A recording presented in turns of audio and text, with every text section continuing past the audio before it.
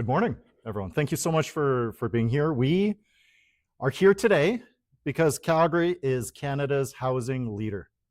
Earlier this month, our City Council team took bold action to repeal blanket rezoning and move toward a more targeted, made in Calgary approach to housing. Today, we are already seeing that approach deliver results. We've received confirmation from the federal government that Calgary will receive our latest $64.7 million Housing Accelerator Fund payment as of today. That funding is secure. All payments received to date, including today's, are secure. And we have a clear collaborative path to secure the fourth and final installment next year. This is a major win for Calgary, and it reflects the strong partnership with the federal government. And I want to start by recognizing that partnership. The federal team leaned in. They listened and they focused on results. Minister Robertson, Prime Minister Carney, and the team at CMHC worked with us in good faith to find a path forward that keeps homes being built while respecting how Calgary grows. And I also want to recognize personally Member of Parliament Corey Hogan, who's been such a constructive voice and strong advocate for Calgary throughout this whole process.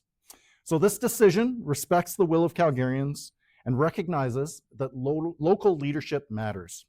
It also reflects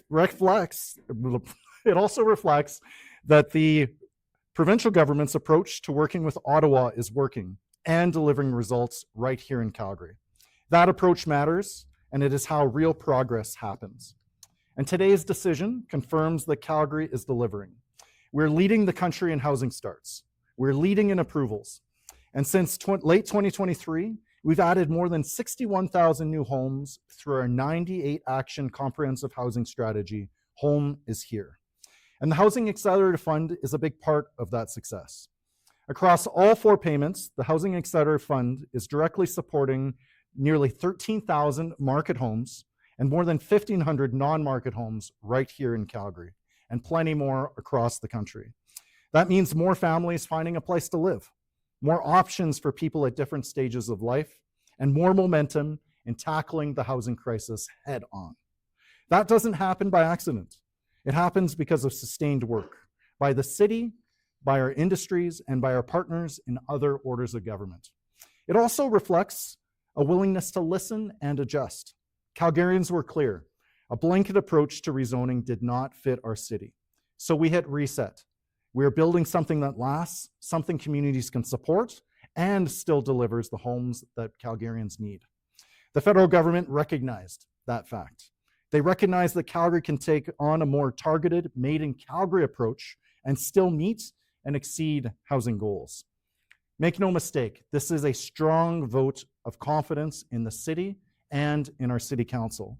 It is a strong vote of confidence in our replacement strategy. Now there is more work ahead. To receive the final payment next year, we need to have a plan in place that allows for at least 4 units on a majority of lots across the city. As of today, just shy of half of our city already allows that level of density. The base district in new communities already allows for that level of density, meaning that the share of lots allowing for that density will naturally rise as Calgary grows. Through local area planning and targeted redesignations, there are multiple pathways to get there while working alongside communities and keeping our momentum strong. And here in Calgary, that is the balance that we're striking. More supply, more choice, more affordability, and more certainty for everybody involved. Homes that reflect real life, families, workers, seniors, newcomers, and homes in the right places, close to transit, jobs, and services. Because housing is about how people live their lives. As Calgary approaches 2 million, and perhaps looks towards 3 million, we need infrastructure to support that growth. Transit, roads, water, public safety. And that is why decisions like this and why partnership like this matters so much. When municipalities, provinces, and the federal government align around outcomes and stay focused on getting things done, we move faster and we go further. And I want to take a moment to thank Calgarians who helped shape this big win for Calgary. To our community associations, nonprofit sector, and the many people who took the time to speak at our public hearings, to groups like More Neighbours Calgary and Alex McCall, and Calgarians for Thoughtful Growth and Bob Lahody, Thank you for bringing forward strong perspectives and solutions to push this conversation forward. I also want to extend an important thank you personally to Premier Smith, Minister Williams, and Minister Nixon for their strong advocacy for Albertans and Calgarians throughout this process. The province played an important and pivotal role here, and that collaborative approach, the approach that they've taken with Ottawa, really has helped us get this over the line. I also want to acknowledge Calgary City Council. This required focus, discipline, and teamwork. Councillor Chabot and especially our Intergovernmental Chair, Dan Mclean, played important roles in advancing this work. This is what Team Calgary looks like. This is what Team Alberta looks like. This is what Team Canada looks like. So here in Calgary, we're not slowing down, we are building. And with partners like Minister Robertson and Prime Minister Carney, we'll continue to lead the country on housing. Thank you so much for being here this morning. We'll be happy to answer any questions you may have. Okay, so I appreciate this is being scored as a victory today, but for all intents and purposes, isn't this just good timing? Because repeal of rezoning doesn't happen until August, so by technicality, we do qualify under the half agreement, correct? Well, that was the position that I had maintained, the position that Mayor Gondek and others had maintained. But right now, we know that we're in a big battle against misinformation. Even in the lead up to blanket rezoning, there's a lot of, frankly, very unhelpful rhetoric alleging that the sky would fall if Calgary took a more targeted approach. Numbers were floated that potentially billions of dollars would be at risk. And that just wasn't true. It was never true. It wasn't true in the agreement that we signed. It wasn't true in the communications that I myself made, Mayor Gondek made at the time. And again, this is a validation of what we are doing here in Calgary is working. We are leading the country in building housing of all types for all stages of life. We're going to continue to lead. And thanks to this most recent validation and re-endorsement from the federal government, the path forward is a lot more clear for us. How difficult is it going to be to get to 4 units by right, particularly in established area communities? And how do you see that moving forward? Is there some changes that need to be made in how we calculate units, for example? Yeah, and ultimately, I will say, as the mayor of Calgary, I'm ultimately responsible to Calgarians. I'm not responsible to the provincial government or the federal government. The federal government has suggested that they would like to see the city move to have a majority of lots allow for those 4 units. We're within striking range of doing that. Ultimately, it will be a decision of council about whether we ultimately pursue that strategy, whether through its zoning, whether it's of established areas, whether it's through the acceleration of greenfield. There's many different potential pathways to do that, but ultimately that's not a decision for today. That's a discussion and debate that needs to be had by our council in full consultation with Calgarians in terms of how and if we go down that road, and whether the $60 million or so may be worth that level of approach. But from where we stand, just shy of half of the lots in Calgary allow for 4 units by rights. It's not a big leap to go to a majority of the units allowing for that, especially if we're doing it in a more targeted way through local area plan process. Okay, sorry, can I just have a quick follow-up? Did I hear you correctly that you're okay to forego the 4th installment if the solution doesn't work well for Calgarians, 4 units by right? Yeah, ultimately, I accept that it's the position of the federal government that they would like to see us to go this direction for future money. But I think the big win for today is that all of the money that had been provided is being honored, and even to the extent that a new payment was made as of today. So again, this is a big win for the approach that our council has taken. We know that it's not just zoning that allows for the housing to be built. It's the availability of city-owned land. It's partnerships with our provincial government, support for non-market and not-for-profit providers. So again, I am very happy to have that debate with council and that discussion with Calgarians. But again, it can't just be because there's money attached. It has to be, is this the right direction for Calgary to continue to grow? And certainly from my perspective, I'd like to see greater efficiency in public services. I'd like to see us to have good value for money, for the money that we generate from our tax base. We know that having relatively low density communities makes it much more challenging to provide fire service or police service. So I believe that there's a fiscal argument to be made for having adequate density, but it needs to be done in a way that actually reflects the will of local communities and restores the certainty that everybody would like to see in the planning process. Yeah. You mentioned misinformation, but some of that was coming from city administration, I guess. Some of that information that the funding would be at risk if council went through this decision, CMHC even said the funding would be at risk. Maybe not to the tune of billions, like you mentioned, but that information was coming from the administration. So what are your thoughts now that we are seeing the third installment coming through, even with citywide rezoning repeal, even though city administration said this money is probably... Yeah, so I take no offense at say our city administration doing the worst case scenario and taking a look at what the most extreme possibility may be and saying it's not likely, but it is possible and within the realm of possibility. But what I do take offense with is the fear mongering that existed on this topic. The fact that many people out in the community were saying that if you do this, this will happen, right? And nobody, myself included, the Prime Minister, the Premier, nobody, rather the Minister as well of Housing, nobody made that claim. So again, the misinformation was the fact that people out there were claiming that if council were to adjust or revise or repeal the blanket rezoning, that billions of dollars would be lost, as if it was a certainty. So again, I maintained a very clear position based on what my private correspondence and engagement was with the Prime Minister, with the Minister's office, with CMHC. Ultimately, we are held to the outcomes. We're held to the deliverables, and the fact that the minister has indicated in writing that the final installment will be contingent on 4 units on a majority of lots makes it very clear that in this case, yes, the next installment will be contingent on that level of zoning, but it's not contingent on a citywide rezoning. It's contingent simply on a majority of the lots allowing for those 4 units, let alone say the 8 that the original blanket rezoning allowed for every parcel in the city. Yeah, jump in. Go ahead, Councillor. Would you mind answering that as well, Councillor? Sure. Come on in here too, Councillor Chabot. I think he was late for a meeting. Repeat the question, please, Adam. Just asking about your thoughts, considering we heard from city administration through, and we saw memos that were sent to you guys about that this money would be at risk if council proceeded with citywide rezoning. You feel like maybe they were trying to sway the decision. Some people accuse the city administration trying to sway the decision with that information. Just your thoughts now that that money is not. Yeah, the possibility of losing part of that half funding weighed on most of council. But remember, the majority of us campaigned on repealing blanket rezoning regardless. We listened to the people. We did repeal. I'm very happy that we collaborated not only with council, but with the federal government, the provincial government. We reached an agreement. We've hit all of our targets. We've surpassed our targets. So this is, again, like the mayor said, a really good news day. We did what we said we were going to do, and we got the money.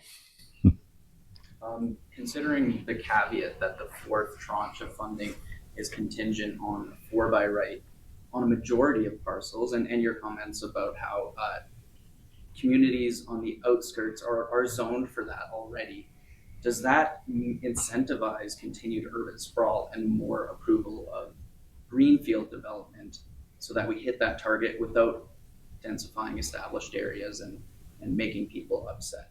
Well, we can't rely on greenfield development at all. Of course, new suburbs is a part of Calgary's growth strategy, but it needs to be both up and out. And our municipal development plan and other strategies going forward, including our Calgary plan, is going to be contemplating what the ideal mix is. I believe we've really been targeting that 50-50. We've been falling somewhat short, but if we had not been able to proceed in greenfield, Calgary would be even in a worse housing crunch. So it's very much about focusing on ensuring these developments pay for themselves, that they fund themselves through the adequate life cycle investments. For me, I'm agnostic in terms of the question. I think we need to provide for an array of choice in housing for Calgarians. Some people may like to live in the densest areas in the inner city, close to, say, services, education, that sort of thing. People may be looking for a little bit more space as their family grows, and people potentially may be looking to downsize into smaller properties. But for me as mayor, it's not to dictate people in that choice, but it's to enable for a range of options. And living in the suburbs is just as valid a decision for Calgarians to make as living in the inner city. And my follow-up is going a bit into the municipal weeds, but off-site levy. What's the status on that? Does new development pay for itself? And is there an update to that off-site levy bylaw? Yeah, I want to give a shout out to Jeromy with Sprawl Calgary. He went into real deep dive in terms of how development is funded, whether or if it pays for itself. And not every business case is the same. As council is considering various growth applications, our city administration recommends refusal for some and recommends approval for others. It really depends on the geographic constraints, whether existing pipe is built, whether it's just a fire hall that's required to be able to build that out, or whether it's a full sanitary trunk. So again, you can't go into this with an ideological lens to either say suburban living is good or it's bad. It really depends on the finances of each individual business case. Certainly, I would like to support a range of options. I'd like to make sure that we hold our development industry to account to make sure that they are paying for their fair share. But we also have to be cognizant of adding on unnecessary costs for greenfield development is passed on directly to the end user, ultimately making housing in Calgary less and less affordable. So I think that we can be fair. In Calgary, we have a very good, transparent model where the industry understands exactly what they're paying into, what the money is being spent on, and Calgarians also have that line of sight and transparency. So as we go into our upcoming budget, I'm not promising a carte blanche rejection or approval of every greenfield application. I'm going to be judging them on their merits, and I'm sure council will be too. Mayor, does this update today, in your mind, does it require a fast track of a possible blanket rezoning replacement by you and your colleagues, or does it provide you guys more of a longer runway for that possible? Well, firstly, I will say, speaking for myself, and I haven't tested the will of my colleagues, is that I will not be bringing forward a new blanket rezoning to replace the previous blanket rezoning. What we heard through the course of our public hearing was a desire to accelerate the process for local area plans, for targeted redesignation, potentially in some areas city initiated. I've signed on to a notice of motion with Councillor DJ Kelly calling for more resources to allow for greater amount of local area plans to be produced in the short term. So I strongly believe that the evidence demonstrates that we can easily hit 50% of Calgary's lots, allowing 4 units or more without draconian one-size-fits-all or blanket measures. We need to use a scalpel. We can't take a blunt instrument like blanket rezoning, which was resoundingly rejected by both Calgarian voters as well as the city council.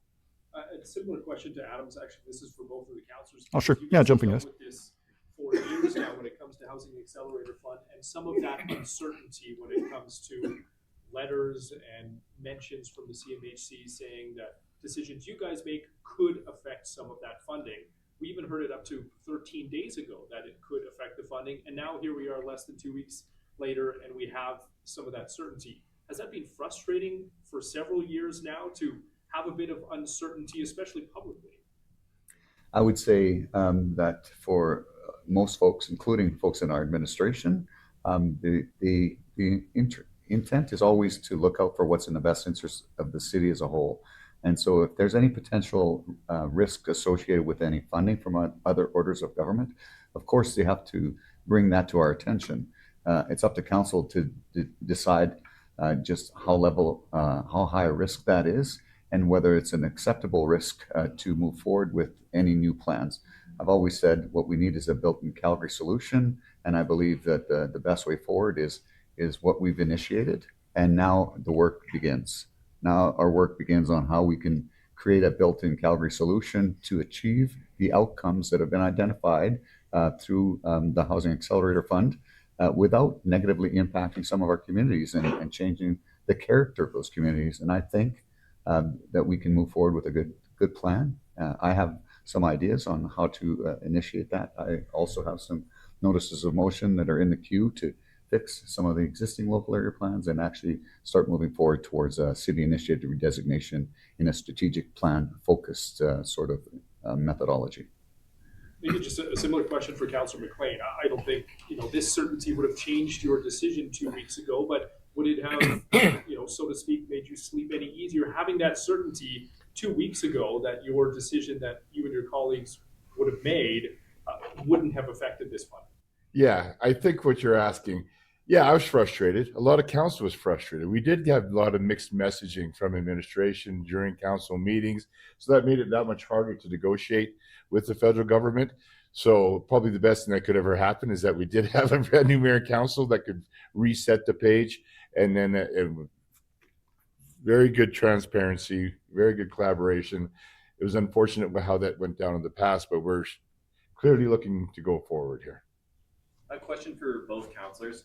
Should the city pursue that 4 units by right across the majority of residential areas? And how comfortable would you be foregoing that fourth installment? Well, I'll echo what Mayor Farkas had said. We're going to listen to what the people want, and we heard clearly that they did not want anything as a right, anything as a blanket. There's a more thoughtful approach that we can do for this. We can hit our targets. That's the main goal, to build more homes, to build them more affordably, and we have done that consistently. We shattered our targets, and we're going to continue to do that, I believe, comparatively to other cities across North America. So again, I will, for myself personally, I would forego a payment rather than say anything by right anywhere. My position. So I'll echo something that I said during the public hearing. And there's a lot of folks talking about NIMBYism. And I would say my term is NIABI, not in every backyard. So there's some places where it makes absolute sense. In fact, there's some places where 6 by right makes sense, but not necessarily 4 by right everywhere. That's why I keep talking about a built-in Calgary solution. Let's look at maybe what we can do as an average citywide, but not necessarily make it specific as to 4 for every single unit, every single lot. There's some places it makes no sense to have 4. In some places, it makes more sense to have 8 or 10 or 12. Let's look at achieving that more as an average rather than a site-specific 4 by right. Yeah, Farkas, you shared the replacement of blanket rezoning that you're working with Councillor DJ Kelly on. Is there a timeline for it? So again, there's not going to be a new blanket rezoning to replace the old blanket rezoning. Calgarians resoundingly rejected that approach. What we heard through the public hearing was to accelerate the work on a targeted local area plan process, to work community by community along nodes and corridors to establish where density makes sense and where services and infrastructure can support that. I know my colleagues as well expressed support for looking at that local area plan process, accelerating the resources behind that. My understanding is that as the lead on this motion, Councillor Kelly is going to be bringing it forward to our next Executive Committee of Council. So again, we'll have a debate and decision on it, more resources around this within the next coming month and a half or so. Yep. Mayor, if you were to actually, if we were to lose that funding, would you look at reallocating funds from somewhere else in the budget to make up for that expected money? Could you rephrase the question? Because there's not any money to be lost. The existing payments have been honored. We've received the 3rd of the 4th payment. Of course, if we'd like to find more, if we'd like to receive more money from the federal government on top of what we've already collected, they will be providing conditions on that funding. To be crystal clear, it's not losing money in order to weigh whether the local circumstance warrant pursuing that. I certainly believe that it's within striking distance for us to be able to achieve that 4 units by right on a majority of lots, but ultimately it's going to be a council discussion as well as engagement with the community. 2 questions of clarification. Yep. Did the feds give any indication of what majority means? Is it 50% plus 1, or is it like 60% of lots need to be 4 by right? That'll certainly be part of the discussion. I think they'd like to see a significant majority, but my understanding is in the House of Commons, it's 50% plus 1. Okay. Just to Councillor Chabot's point, do you have any leverage there in going back to the federal government and saying, hey, well, can it be an average across lots in Calgary as opposed to 4 units by right? Can we have an average? So some areas it's 2, some areas it's 8. Like, is that something that you could go to the feds with? Well, I will certainly repeat my gratitude for Minister Robertson, for the Prime Minister, for expressing flexibility. They are extremely pragmatic. They'd like to support housing being built, period, relatively agnostic to the type of tool. Here in Calgary, we're demonstrating that it's not just zoning that is able to get the housing built. It's also support for not-for-profit providers, city land, for non-market housing and so on. So I'd certainly be open to expressing that. But again, those are discussions that we'll be undertaking over the coming weeks and months. And we certainly want to be transparent with Calgarians about what some of the benefits and the trade-offs might be of that approach. I believe that also as part of our blanket rezoning repeal, there was a motion arising directing to public hearing the discussion of allowing, say, secondary suites and backyard suites, which would allow for, say, 3 units across what would typically be R1. But I'm not going to presuppose an outcome on that. But thank you so much, everyone, for the opportunity to be here with us. You can contact Harrison for any follow-up that might be required, and we will be publishing the letter from Minister Robertson on social media very shortly. So, and again, thank you for my council colleagues for joining.